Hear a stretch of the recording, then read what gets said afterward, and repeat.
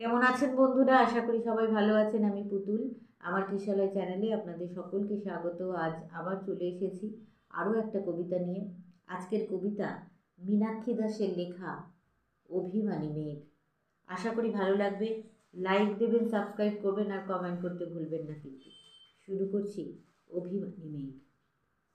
একদিন আমি মেঘ হয়ে যাব কোনো শ্রাবণের ভোরে, আকাশে আকাশে একলা ভাসবো জলকণা বুকে ধরে। ঘুম ভেঙে তুই দেখবি তাকিয়ে আকাশ অন্ধকার, আর ছিরি ছিরি বাতাসে বাজবে অভিমানী মল্লার।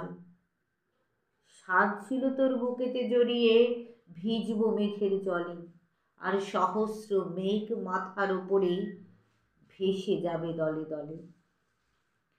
সেই মেঘ জলে ভেজা তো হলো না, তাই আঁখি জলে ভিজে। একদিন এক শ্রাবণের ভোরে মেঘ হয়ে যাব নিজে। ভালো থাকবেন সবাই।